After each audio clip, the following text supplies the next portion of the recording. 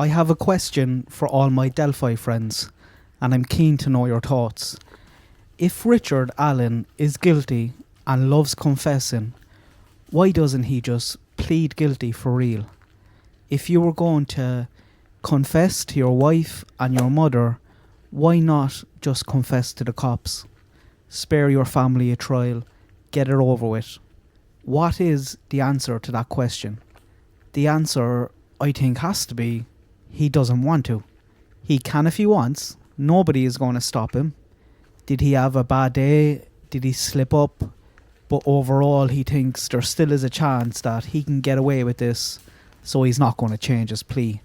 Because if his attorneys believed he is of sound mind, and he tells them, hey, I want to change my plea, they are not going to stop him.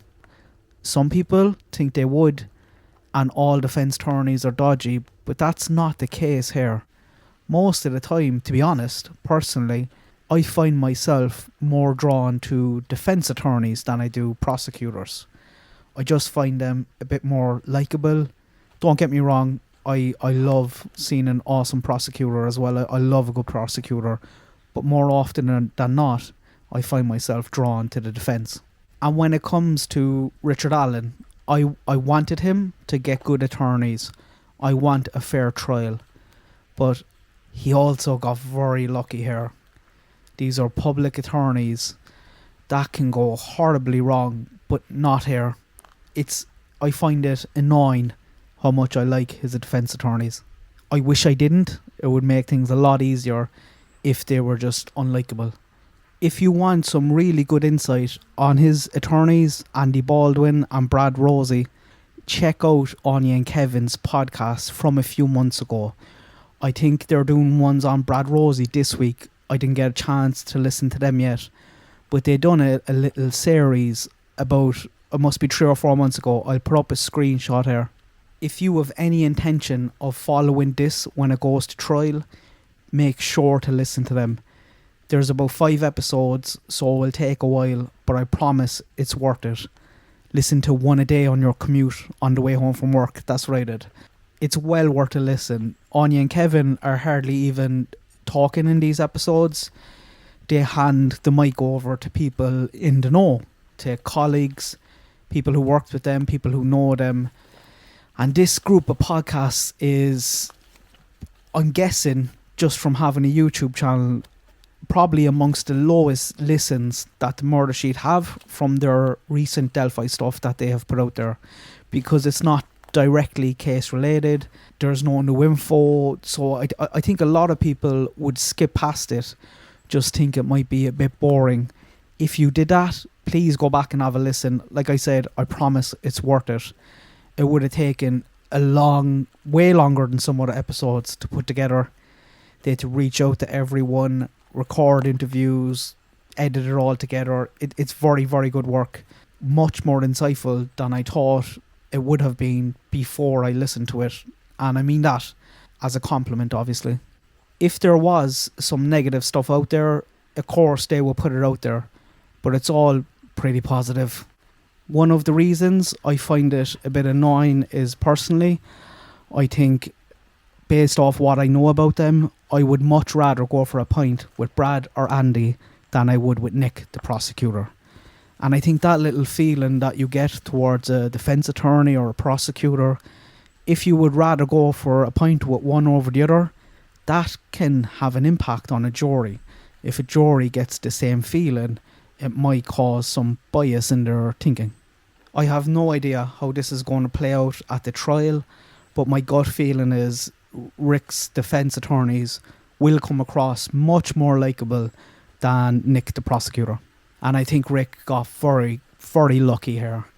If you get a public attorney, you kind of want the guys that shouldn't really be there. The guys that could make a lot more money if they went private, but they don't. The guys who aren't as driven by money as maybe some others in their field. You don't want the guys who don't want to be there and are useless and are desperate to get out.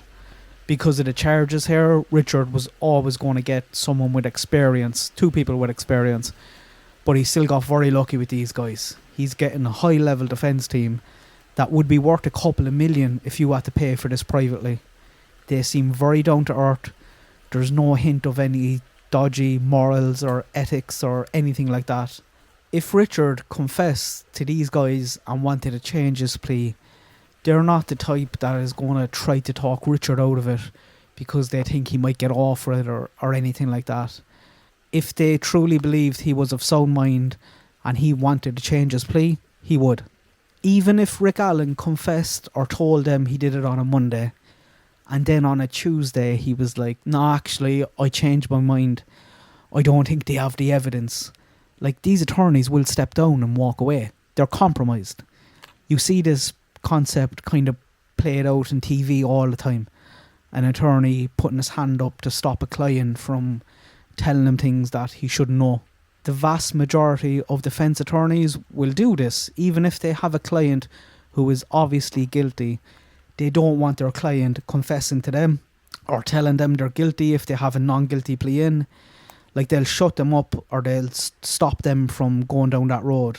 They're there to defend the person, but they also can't knowingly deceive the court. They can't knowingly lie to the court. A decent attorney is not going to tell the court that a man is innocent while at the same time having conversations with the client about how he's guilty and what really happened. Obviously, you're going to have some. You'll have some crooks out there, but Richard's attorneys are not that. So there's two options. Richard didn't open his mouth to them, was stopped from opening his mouth to them, or else Richard said something to them, but they honestly believe he is not of sound mind when he made those statements.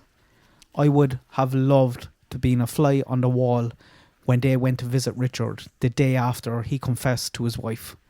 I'm not sure they would even bring it up out of fear of what Richard might say to them, but according to court documents, they are saying that Richard went incompetent around this time. He lost his mind.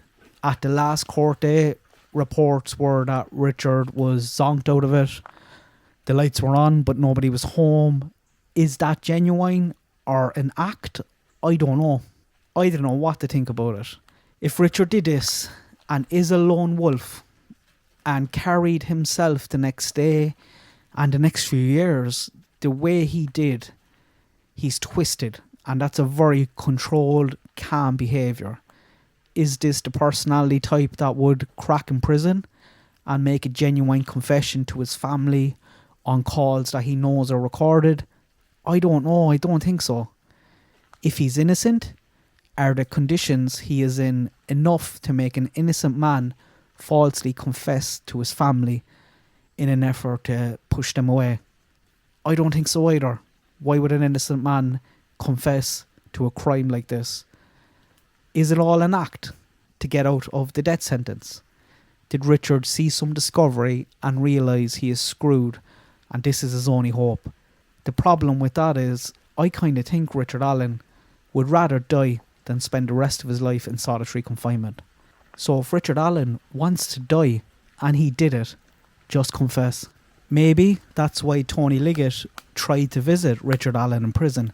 That's still just very bizarre that even happened. In the last court appearance for Richard Allen, Tony Liggett was on the stand in his defence. Richard Allen's defence attorneys were questioning him. They were like, oh, did you ever see Richard Allen in prison or the conditions? Expecting an answer of no. And Tony turned around and was like, yeah, I tried to visit him one day for a chat. That cannot happen. You cannot visit someone charged with a double murder and have a chat with them without their attorneys there. So straight away the attorneys were like shocked, but Tony turned around and said, oh, something happened, and he didn't end up talking to him, so nothing happened. But if he did, anything that Richard Allen said to him would have been chucked out. Can't happen. You can't do that. It was just a very strange thing that was said, and you have to kind of think Tony Liggett knows better than that. So I'm not sure what was going on there. I feel like there's just something else to that story that we're not quite getting yet. But back to Richard Allen confessing. Why hasn't he confessed officially for real if he loves confessing? He clearly had no intention of pleading guilty or admitting anything got to do with this crime when his attorneys believed he was of sound mind. When he was arrested, he denied everything to his attorneys. There was no talk of any involvement or a guilty plea or anything like that. He clearly didn't want to. His attorneys thought he was of sound mind. Now they think he's not. Have they had conversations about it recently? I doubt it, because they say they believe he's not of sound mind and he's not able to participate in his own defence. Is it all a ruse? Is Richard bluffing? I can't tell. To me, it does not make sense that if Richard Allen is guilty, for him to confess like this.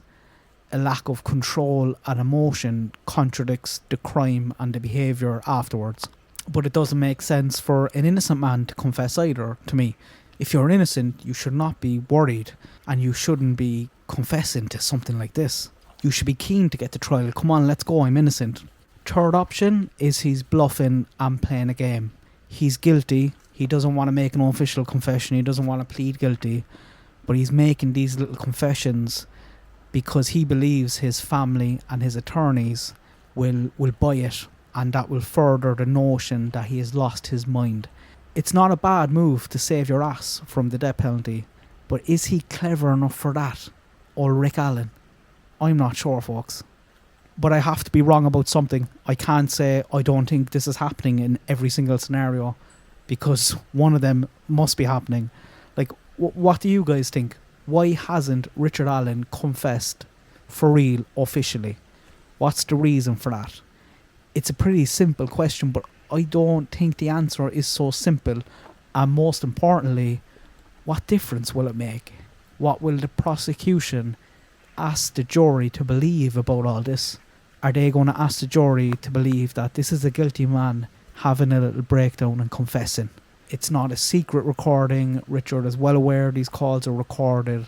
So is that what the prosecution is going to say at a trial?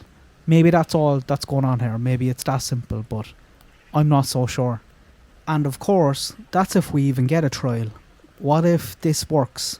What if the court finds that Richard Allen is gone mad, he can't participate in his own defence, and he's unable to be trialled? Like, I don't think there's much chance of that happening. It might and probably will cause long delays, but if Richard Allen is broken, if the court thinks he's broken, there's no way that he can be broken beyond repair. It will just cause delays. They'll get him fit eventually. So we're going to see a trial unless he changes his plea.